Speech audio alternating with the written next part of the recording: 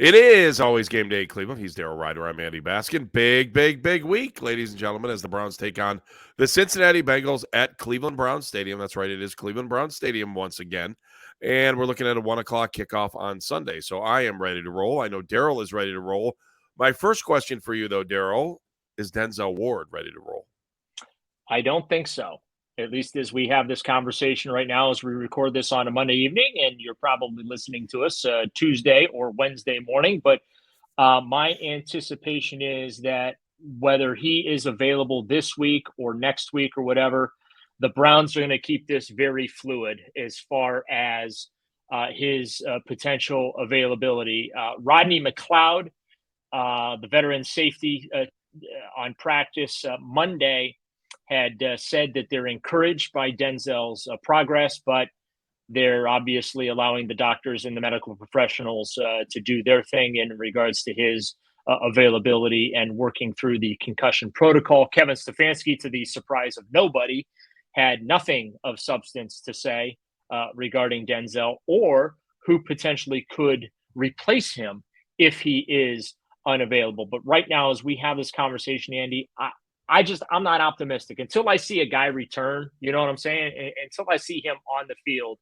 it's hard for me to get fans excited about a guy returning. And unfortunately, with concussions, you think you turned a corner with one, and then you can wake up the next day and you be almost back to square one. They're just it's not like a hamstring or a groin or a muscle pull or strain or anything like that, or even a break or a tear where you can get an MRI or get an X-ray and they can look at it and say, hey, here's what your timeline is. They're just, with concussions, there are no timelines, unfortunately. So as we have this conversation right now, I'm not optimistic, but let's see how this week plays out.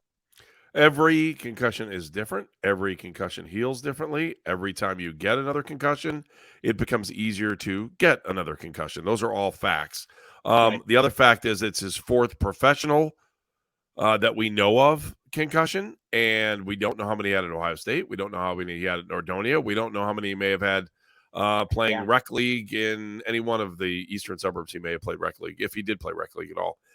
So I for one, just, if Denzel comes back, that's awesome, and I'll be really excited that he plays. He is an amazing football player.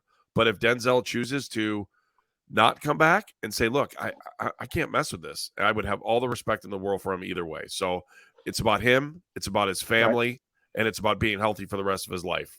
And I just want Denzel to have what's right for his family, to do what's right for his family. I don't care about contracts. I don't care about all this. I mean, obviously he's got to support his family right, in some way, shape, or form. But at this point, I would think in his career that if he could walk away from it financially sound, I would not. I want him to come back, but I would not be mad at him if he didn't. I'll be honest. You just don't want to mess with concussions. Yeah, and it's these are obviously conversations that happen behind closed doors, not just with Denzel and his family, but also with the football team.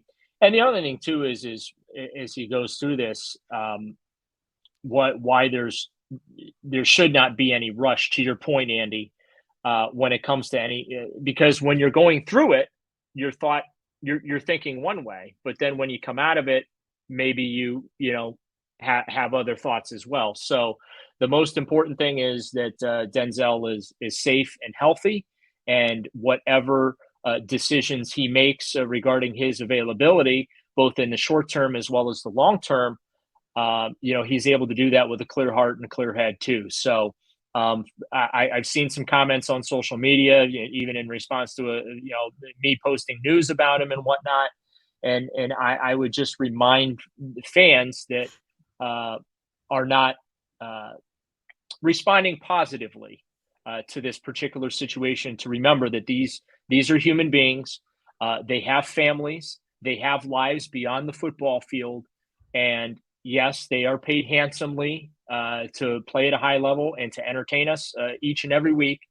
But first and foremost, they are human beings. And so whatever is happening behind the scenes, and Rodney McLeod even said it today or on Monday when we talked to him about allowing the medical professionals to do their jobs and allowing this thing to play itself out. But, when you look at the bigger picture as far as what do the Browns do should Denzel Ward be unavailable, I wrote this Monday afternoon. I anticipate, and again, this isn't set in stone, this is just me speaking, I'm anticipating that Greg Newsome will slide back outside and play for Ward, and then they can, go with, one of the younger guys in that nickel position.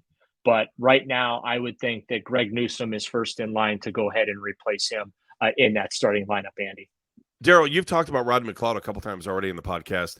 His experience with Jim Schwartz has got to be invaluable for the other players who are out on the field. Just kind of touch on that. And did he talk about that today?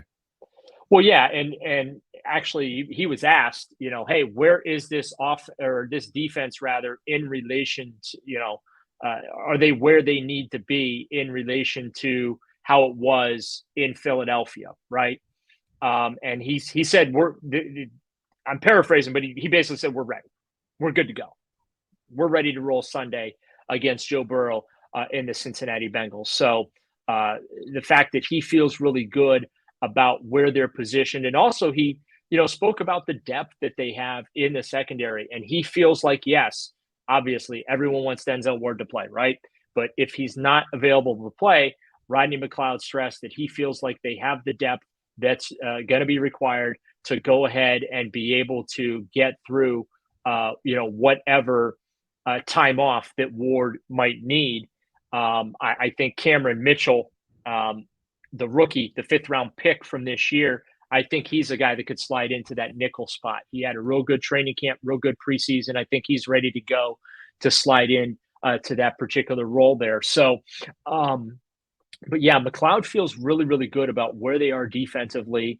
The adaptation to Jim Schwartz's defense, the fact that he's been able to be a little bit of a sounding board, answering some questions for his teammates about various assignments and things that Jim Schwartz is looking to execute philosophically on that side of the ball. So right now, all signs outside of Denzel Ward, they're in pretty good shape, knock on wood, for week 1, Sunday afternoon at Cleveland Browns Stadium from a health standpoint. Daryl, 2 things. One, this is driving me nuts. I got to see what's behind me. You're looking at this? I don't know. Something's up there. Oh, it's my backpack. Okay. Sorry. I was looking at what was behind me. I was watching. The other one's a blanket. Okay, so there's a blanket. Thought one of your kids left you a present on your couch. No, I was like, no. First, I looked. Is that one of the dogs over there, or like what's going on? But I got. That's what are the dogs' names? Tell everyone. Boomer and Bauer.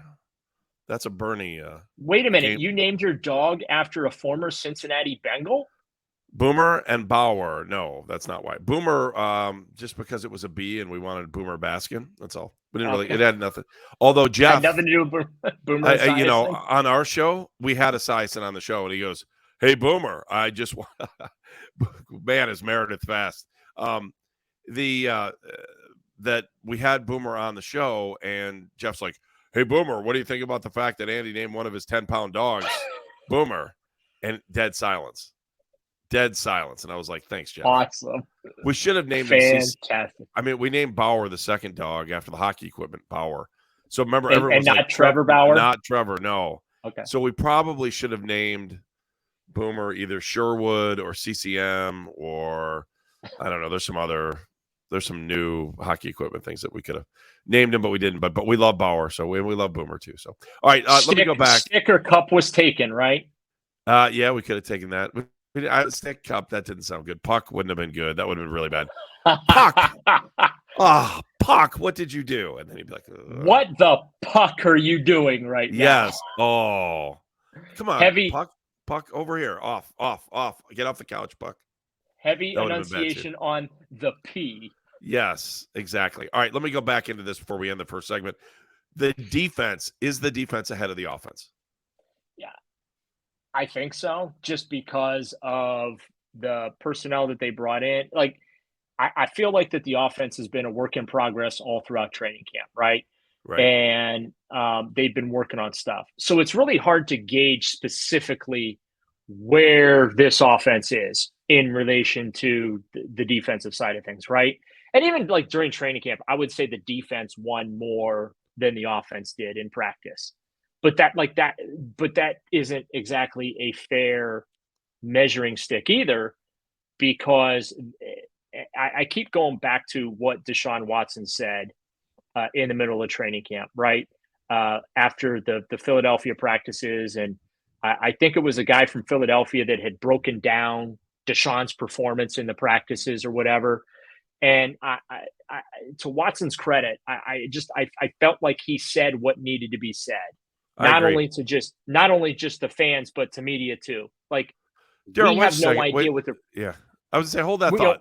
Hold that thought for a second. All right, let's hold that thought. We'll talk about the media and the Browns and the expectations and what Deshaun really said, and how it's even more meaningful now, I think, than it was when he actually said it. It's always game day in Cleveland.